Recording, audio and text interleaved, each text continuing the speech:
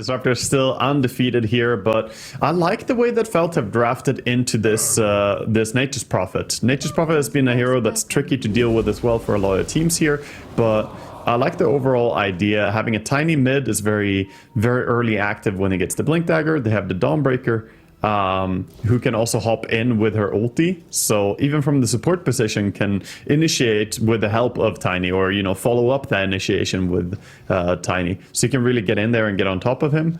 Overall, I think Felt may have a bit of an edge here in the draft in my eyes. Now, before we get too much into the game, we get so much information and stats as an observer that the players can't necessarily see, but team had the chance to sit down with Ush and ask him, how did they know when they feel like they have a good lead? Sometimes it can be hard to tell when the game's even. You never know. I mean, you may feel like you're ahead, but you're really not. You want to feel like you're ahead. You want to feel like you're stronger than them, because if the game's even, you want to just have that confidence. If you're like really in the lead, where you've taken most of their towers, if not all their outer towers, and you're kind of just like choking them out of the map, is a common, like a popular phrase. And when you keep them kind of just either stuck on their side, or even better, stuck in their base or outside of their base, then you can pretty much control the entire map, and that's when you feel like you're in complete control. All right, so controlling the map, and I mean, they definitely have a lineup here on the side of Ant that can control the map, and of course, Nature's Prophet is being played by Ush is a big part of that. It is, and it's almost what Felt did to them just in the previous game here, so they had to feel the opposite of what he was mentioning there. But yeah, we see the lanes here playing out, some aggression coming out top lane. Yeah, geez, off the bat, that's that Dawnbreaker in the support role. Of course, being played by Chen and making use of that early Celestial Hammer and harassment on Ush. Gonna have to protect the Terrorblade, but yeah, how do you see Terrorblade doing at this top lane with the Dawnbreaker partner? Terrorblade does well against Nature's Prophet's Treants. That's a big thing. Dawnbreaker, I think she's a little bit weak in this lane because they nerfed the Celestial Hammer level 1, so it's not the strongest, but TB doesn't take much harassment. That's what they have going for them, until there's some magic damage in the mix, and that's only support Tusk gonna bring that in, so not gonna be too threatened here. I think this lane overall should go the Felt way.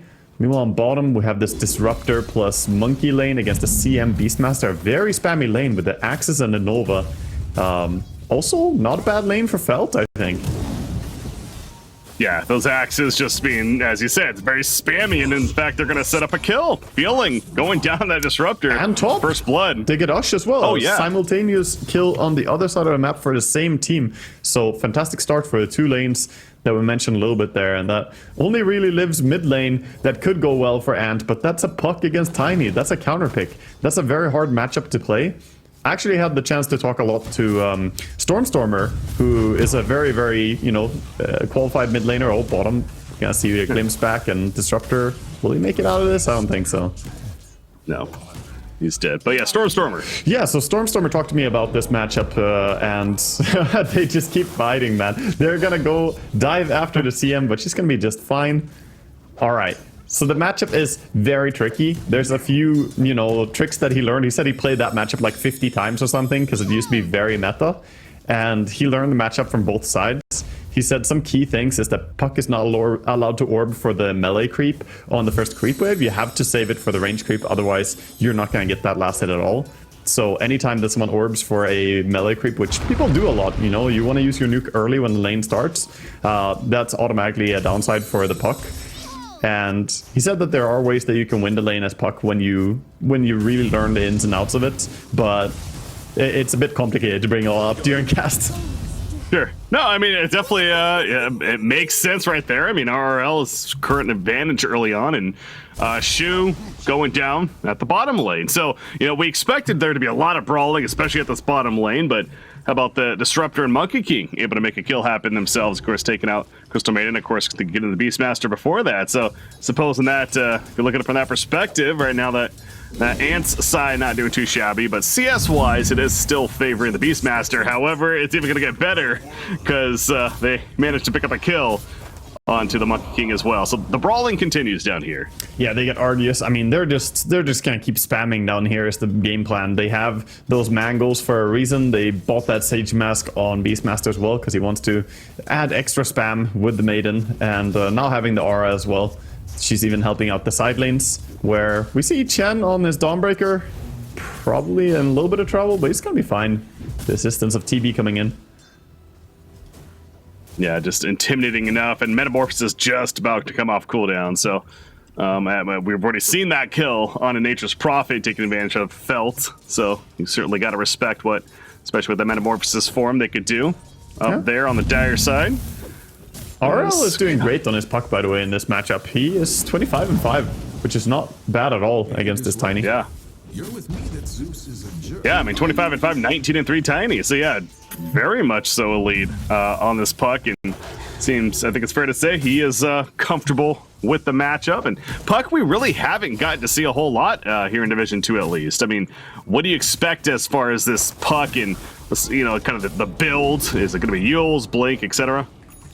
Probably gonna see the Witchblade. It's very common builds. Just getting Witchblade for a bit of armor is gonna help you as well here. And we see again a kill bottom. He is gonna get a return kill with a nice Pounder Strike on Monkey King. CM trying to go back in for extra control, but not gonna be worth it there. She loses her life. What about the... Oh, there we got a pause here coming out, but going back to us a little bit more time to talk about how things are looking. The carry matchup, again, speaking of things we're not seeing a whole lot, Terrorblade versus Monkey King as far as position ones. Is there either one you'd prefer over the other?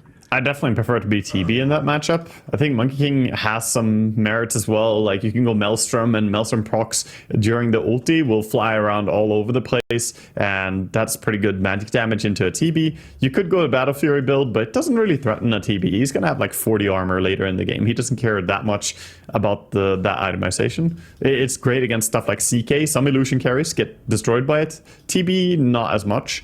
So overall, I think it's favoring TB. There's also a little bit of a trick later, like late into the game. You could go Aghanims on TB and fear the monkey out of his arena or out of his Wukong's command if he doesn't have BKB up.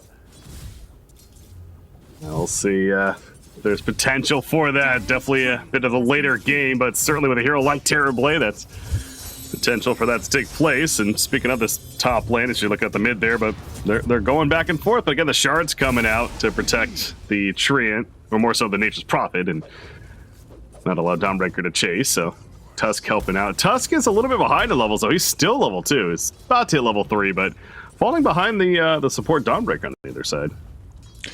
Yeah, there's a little bit of a difference there between the supports. Could also be oh, nice aggression here coming out from TB. Starbreaker stun. So again with that Metamorphosis, not going to get any kills, but definitely intimidating them, and going to kill some of the Treants off as well. Oh, look at this rotation. Running. Oh, the Frostbite not gonna get the high ground vision, so he can't do it. Nope. Could maybe have put down an Observer Ward there, catch the Frostbite, and then Tiny can get the combo on Disruptor, but you would be revealing that you're dropping a ward, and it wouldn't be an ideal ward on the ground as well there. Puck is definitely one of those heroes, you know, you get level 6, obviously his threat becomes a lot more there, amplified, I guess, with that Dream Coil. Do you expect him to move sooner than later, head to a side lane? Is it going to be depending on a rune he gets, perhaps? I think it's so much about rune control between these two. If you get a power rune that you can play on, sure. Otherwise, he might make a move now because he's going to run back to base, so he's going to TP out to a lane. So if any of the side lanes look like there could be a kill, then he would happily TP there. I think maybe Beastmaster could be a good target to try and shut down here, as he's, you know, having the best game so far. And a snowballing Beastmaster, that's going to be your tower gone soon. Yeah, so we'll see. He's gonna. He's not even gonna TP. Go. Yeah, just orbing back to mid lane, keeping the TP ready. Yeah, ready for a rotation if need be, but not needed at the bottom lane as they take out Shu once again on the Crystal Maiden. Beastmaster was off into the jungle, so they take advantage of him being a little bit away. Oh, Tiny's TPing in, and Monkey King, of course, seeing that. Tiny Airlines, it's only the creep right there. And Monkey King just jump into the tree, so he's fine. That TP of Tiny, unsuccessful, and he's going to have to do the long walk back to top. A little bit painful to fail that. Meanwhile, top lane we see TB running away, not wanting to stick around here as the puck comes in, realizing that that could be a dangerous engagement. Now the rotation from the other mid proves to be a bit more successful, so there we go, puck. And he doesn't even need to use his Dream Coil, just simply there for a little bit of added damage and help secure that kill as double damage is going to be picked up. He used the Waning Rift to help make sure, but man, that combo hurts. However, he stayed alive. Now the Dream Coil coming out with no combo left. Tiny is in trouble. Argus goes down elsewhere. All this is happening, but the Warden trying to keep chasing. He's only level 3 though on this Tusk, and with TP support, that's more than fine on the Tiny, but not fine is the bottom lane event as they just get run over. Yeah, they put so much emphasis towards the mid lane there, and that leaves this opening. And when you have the Dominator creep, you just want to get under the tower, so getting the kill on whoever is there is kind of mandatory to start pressuring. Looks like he wants to back up though and keep farming, not putting himself too far out, perhaps respecting the chance of getting ganked. Third lane, certainly looking really good right now in the early start. However, that's going to be slowing down. Ush, credit for the kill. Monkey King, of course, rotating over after that death. Throws down the Wukong's command. Chen, Dawnbreaker, he's trying to finish off Ush, and he's... Oh, he is going to... No, that was the courier going down right there. Managed to TP out. And they also take out Tiny on the other side. And now Dawnbreaker could be in some trouble. Monkey King found the strike in 3 seconds. Celestial Hammer, though. Ush still wants to make a play. Sprout on up. Nice Starbreaker there. But Dawnbreaker, it is just too much to handle just by himself. Yeah, as Dota has decided to have Game Coordinator kick me off and I cannot reconnect, nice. I'm going to have to cast off the feed with you. All right. Wow. Got that observer to follow there. Doing a great job as always. But yeah, I mean, obviously, great fight from Ant, and that kind of goes back to these deaths that take place early on in the laning phase, especially from cores, going elsewhere. We see that there for the Monkey King. He died at the bottom lane. He's TP's top, and before you know it, 2 kills happen up there. Yeah, the kills happen, but I also think part of that is skill builds, like the TB not skilling Sunder early. A lot of TBs do this. They just, you know, want to go for the full farm build, get the max conjure image early, but if he had Sunder there, you have to wonder, could he have survived? He did get bursted, but there were targets to Sunder if he wanted to. I'm never really a huge fan of just not skilling it like this. Like in games where you have Nature's Prophet and these hyper-aggressive early game rotations that are bound to come in, you know that it's going to happen, then yeah. I feel like Sunder, that one skill point, is worth it. And it's not like there's been lack of fight in this game, definitely to your point, so... you could certainly argue that, I mean, I wonder if level 8, if that's going to be one of those cases. Okay, now it feels like he may need it, but yeah, we'll keep an eye on that.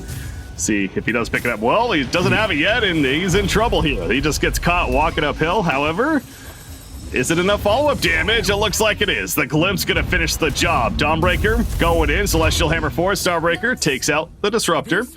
Makes it a trade, but certainly favoring Ant. They get a consolation kill there, but even with the Dawnbreaker ulti, TB again dying, and again, could have Sundered, right? Like, these fights are really, really stinging now. In a more passive meta, you can get away with the no Sunder build, but these NA games overall, they're not the 0 kill minute 22 that the panel was talking about during game 1 that, you know, happened over in, I believe, C region. This is, you know, generally super aggressive. So he's getting punished a bit here by his own choices, I feel, as Fade is farming up a huge stack, working his way towards that upgrade Dominator.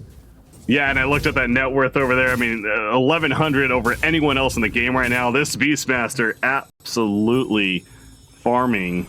And Vlad's going to be delivered as a result. So the Helmly Overlord, of course, next in line. But yeah, kind of going back to the Terrorblade, it was a little, when you really think about it, like going into the aggressive jungle like that in the first place was obviously a kind of a questionable decision. But either way, you know, gets picked off. It's getting picked off. Puck going for a play himself is going to survive because the Invisor. Never mind. How come the axes and, well, everything else. And he dies along with his teammates. So Felt is there to respond. And now with this Beastmaster especially, you know they're pushing. Yeah, they have some tempo here that they can play around this Dominator creep. But at the same time, they don't want to let the side lanes get too out of hand. You're playing against Nature's Prophet. And if you're not committing everyone mid, you should be wary. This is where teams are losing to Disruptor. you gotta do what Felt are doing right now. Back out together. Don't just stick around and bleed some kill to Glimpse, because we see it way too often. These NA teams are really struggling playing against Disruptor. Fear put it like, you know, the chaotic Dota, they don't know how to deal with Glimpse coming into the mix as well. But nice way to just back out of that engagement by Felt. And they're gonna try and stabilize and farm up. All right, so Helm of the Overlord's already going to be finished. I mean, talking about obviously very good timing. He's got the brown boots as well. Magic Stick. So yeah, Fade again continues to be very impressive. That early fire. Oh, I apologize. He actually hasn't put it. Oh, he's locked it up. Okay, yeah, he just lost it. It's because I think you immediately lose the creep if you combine it. You lose the old creep because it's no longer a upgrade dominator. Yeah, exactly. So you lock it to keep the creep.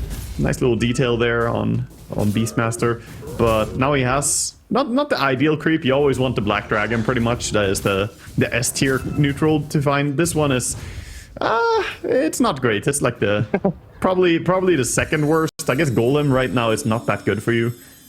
Okay.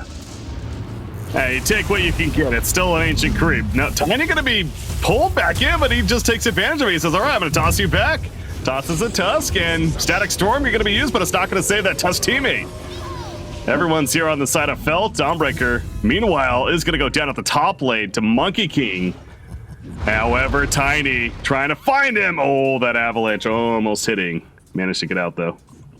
Yeah, Monkey King just hovering in that area. Been enjoying pretty free time up here. He's actually going deep with this Boundless Strike that he has ready.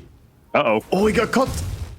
Yep, he sure did. And here comes a combo now, and Wrath of Nature ain't gonna save him. It's like, hey, stay away from him. No, never mind. Yeah, that extra stun duration is not something that you want to have happen. You know, Tiny already has the chain stun with his ulti, with his toss and avalanche, adding that cut as well.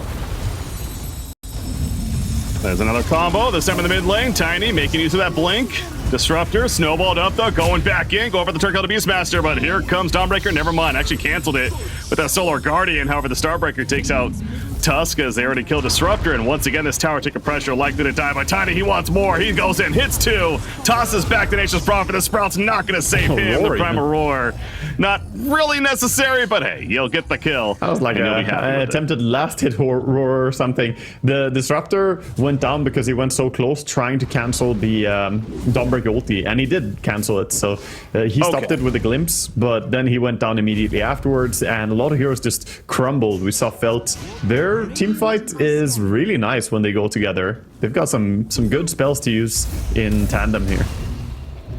Gotcha, that makes more sense. Yeah, I saw him stop that. Yeah, I'm back in the game now, so I can actually watch stuff. Always nice to have a little bit more control there, but I'm sure that was seen and caught on the camera itself. Good to point out nonetheless. But about a 4,000 overall net worth lead. Looking pretty good for Felt, and of course Terrorblade.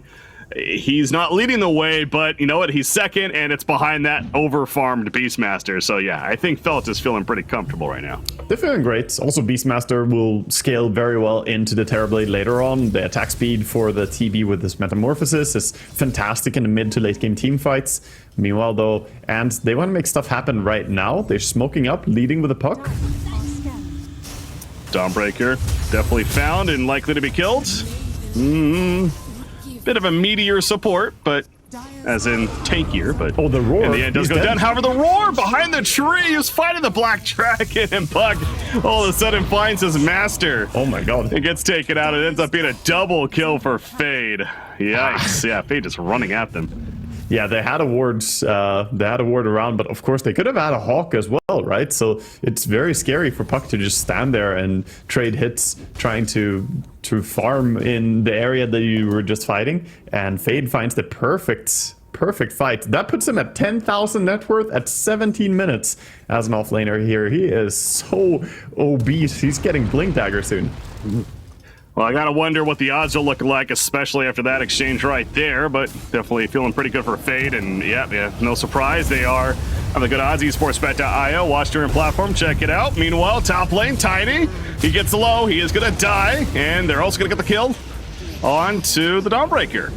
Fade Brahma Roar is still on cooldown for 20 more seconds. Great freezing field, though, from the trees, and it's going to allow Fade to turn around, and guess who's coming? It's Terrorblade. He has Metamorphosis as well. Tree and Nature's Prophet even could not get away. Arceus jumping back in, slowing them down, cutting the trees, though, with those wild axes. Arceus able to get down at least. Boundless Strike, he's just simply just running, and it will get out of the end. But yeah, what a freezing field for Crystal Maiden. Yeah, Turn Shu the tides making the big play there. That's some big support impact. Finds a nice little pocket to sit in and cast a perfect freezing field, hitting 3 heroes. All of them have to disengage and just back out. Suddenly that gives the momentum over to Felt to do what they want. So immediately Terrorblade just sieges up on the tower. They start moving towards Roche, using maybe the Dominator here, and perhaps moving TB over.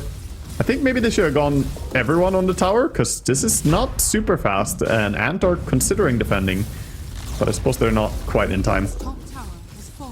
Yeah, in the end, it is successful, and they are going to go as a team now all the way over to the Roshan and finish the job there. So this Terrorblade, we talked about his farm, his net worth looking good, and what is he making of it? It's going to be the Eye of Scotty after his Dragonlance Yasha, so kind of getting some half components of some bigger items, but then of course going all the way to the Eye of Scotty as his first really big item to finish here soon at least. But you like the build that Terrorblade's bringing here? I love it. It's perfect. I don't think he needs to go Manta style in this game. There's not that much to worry about, and going straight into Scotty is going to allow him to trade with Monkey King much better. It lowers that heal from Jingu Mastery. Monkey jumping in. He's got Sunder. Remember, he has Aegis though too. There's the Sunder. Ush taking the brunt of it. Feeling is picked off meanwhile by Fade. That's a great target to find with that Primal Roar initiation, making great use of that blink. Prevents any static storm from happening, and now they're also just going to go for the tower and take this out as well. Tusk, of course, dying too. This is just looking too disjointed there from Ants. They're jumping in a little bit with like a monkey, but they're not all going at the same time. They need to connect, you know, simultaneously with the puck and the monkey going in if they want to make a big play, and combine it with the Aghanims on the Furion. Things are just hitting a little bit one by one. They almost took down the TB, but almost doesn't cut it here. Felt are much more coordinated, I feel, in the fights. RL, I gotta say, on puck here, Tiny is gonna might be in trouble. Yeah, Tiny knows exactly where he's going to. What a combo! Might not kill him. The train now is not enough, and Puck will manage to somehow survive. Even Terrorblade trying to help finish him off, but no RLs. Whoa, he's having to still dodge some damage. Meanwhile, Wukong's was throwing down his turn time for Ant. At least that's the ideal. Nice job with the Solar Guardian, though, keeping his teammate alive for a little bit longer. Tiny is still alive even for a time being. No, he finally gets killed. Tusk died in the process.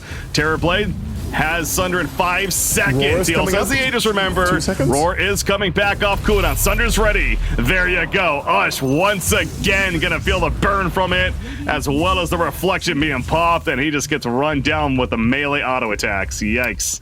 Yeah, and meanwhile, Fade was trying to chase after RL. Not gonna connect though. Nice Fog of War, and Chen might be the one overcommitting a bit in the tower here.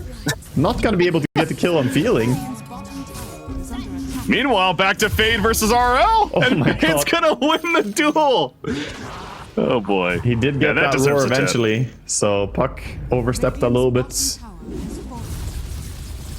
So, I mean, first off, Fade here on this speed, 15-1-6. I mean, yeah, this is wild. Yeah. This is just, you know, this is Fade's world. Everyone else is just living in it. He's doing whatever he wants this game. He's level 17, flying ahead of everyone else. And he's just adding an item. Every time I click him, there's another item. He has these drums, the Blink, the Overlord, and now he's getting close towards a BKB as well.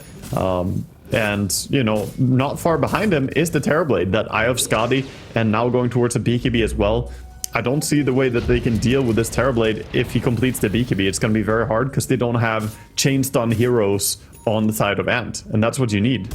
So this is looking like the chaotic fights early that were not that coordinated for them may come back to bite them at this point. So going back to Puck, again, similar to Queen of Pain, I feel like, I know you've talked about a couple of times, where is a mid hero that really relies on this kind of snowball, and, you know, it definitely sets them back. I mean, you look at Puck, 2 kills and 2 assists, and the 15 total really hasn't been the most involved as top lane. That's a support Dawnbreaker. Finally, they kill her. And there you go. There's a Solar Guardian. Beastmaster with the Primal Roar lockdown says, I don't care about your BKB, and Monkey King is dead. Not the trade you're looking for. Disruptor does make it out, but again, Ant's still disappointed considering they lost the Monkey King. That's one of the scary things about going on a Dawnbreaker support. She can come back immediately. Double damage Tiny says, hello to Puck. Oh yeah, that is, I mean, it's just so much pain, and it's exactly the type of hero that you want against Puck. It's the blink initiation, the instant stun, 2 different disables, and he has so much burst damage. Puck has not had any impact this game, really. 2-4 and 2. I think, yeah, he's been in the least kills out of every single hero in the game. And as a mid Puck, yeah, that should be the opposite. You should be in the most kills, but he's just completely shut down this game. That's what I was getting at. I don't know, perhaps just a matchup issue. Certainly, we mentioned with Tiny, but he played it for well, how though. Active. Yeah, he did, and the lane was good. He played the lane really well, but they have not been, synchronized enough, and I don't think he has had a good entrance into the game overall after that laning stage. He's just kind of been reaching for whatever he can get, but for somehow felt to have dodged a lot of the rotations and reacted correctly. A lot of it thanks to the vision of Beastmaster or Dawnbreaker's ultis, to be fair. They have good reaction heroes or, scouting heroes to stop these rotations. Well, I'm not going to say this is a last chance effort, but Ants, this certainly feels like one of these, this 5-player smoke needs to get something. Yeah, it's desperation smoke time for sure. Definitely in desperation land, but look at Feltz. They already know it. They can see that nobody's farming anywhere. They're just going all together. Send out the Hawk. It's soon gonna reveal people, I think. Smoke is running out. Disruptor. Yep. I think he got spotted. He was hiding? No, I don't think so. Oh, maybe not. Oh, get out! Oh, Disruptor. Poor guy. I was rooting for him, but... Yeah, they never make it out. The poor Pulse 5s left behind. And yeah, I mean, certainly not wanting to jinx anything here, but the undefeated Disruptor, it's looking like one loss. I'm confused, by the way, about one thing this game. Arceus and his item build in this game. Oh my god, a burst again. The Beastmaster, he's just finding these kills. Anyone who shows on the side lanes. But the build on the Monkey King, I feel, is really lacking that Maelstrom in this game. He went for the BKB and the Mage Slayer, and now going for a Deso. Deso against TB? Like, where's the Maelstrom? You have to go for it in this matchup. Yeah, that does seem a little funky of a decision there, but either way, he's trying to make the best of it. Make a play right here, going to need to. I love what Terrorblade's doing as well with this Conjure Images. He's spreading them out so well. And with this metaform and just beating down this rack. So if they wanted to initiate, even the images aren't clumped up with one another. Yeah, they can still be very useful. Yeah, they can glimpse kill one of them, but then they don't have glimpse, They don't have great heroes for bursting the illusions overall. The best they have is Puck trying to go in, but Puck kind of needs to look for that opening as well. Get some kill participation, but it's just going to be a clean push. And then after meta runs out, they're backing out into the jungle, spreading out. And best case scenario here for Ant is that they connect and kill one hero with the way they're spreading out on Feltz. I still can't believe Beastmaster's actually beating Terrorblade in net worth. It's wild, yeah. Barely keeping that lead. Super impressive what he's doing here. Puck goes in and snatches an Arcane Rune, but might get caught by CM. Yeah, this is a little bit awkward, or is it? Maybe we'll call it a bait. Nice Static Storm, glimpse back in. The follow-up damage was lacking, Chen. Solar Guardian, they did kill the Crystal Maiden. Terrorblade's still running in, though.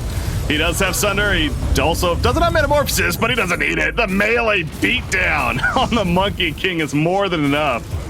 And now he's turning his attention to Nature's Prophet, who was trying to deal with the Beastmaster, but could not. So it is going to be in favor of Felt. Side lane course of dead is just running mode now, and Feeling is not as fast as this whip Beastmaster. No. Yeah, he's got Sunder. He might just use something right here to Sunder stay alive, but yeah, or Illusion. Maybe he steals from his Illumid, but it doesn't have that much HP. Or he live life on the edge. That works too. He's stealing Fade's HP. At this point, Fade is the real carry, I feel, so maybe taking his HP, but he has the HP regen. Yeah, exactly. He's already back to half life. He's good to go, not a big deal. So The end feels certainly near for Ant, and I think Felt smells blood in the water. Absolutely. They're going for the racks here at the bottom. Metamorphosis is going to be activated once again. You do see the tiny tree volley being used there. However, he gets locked down. Monkey King is actually in that mini arena with him, and the Ice Shards, but gets tossed back. The Promaror and Monkey King's dead. They did take out Tiny, though, so minor victory for Ant. But of course, their racks have been destroyed. Can they kill the raid boss? That's Beastmaster, though. That's what they really want. I don't think so.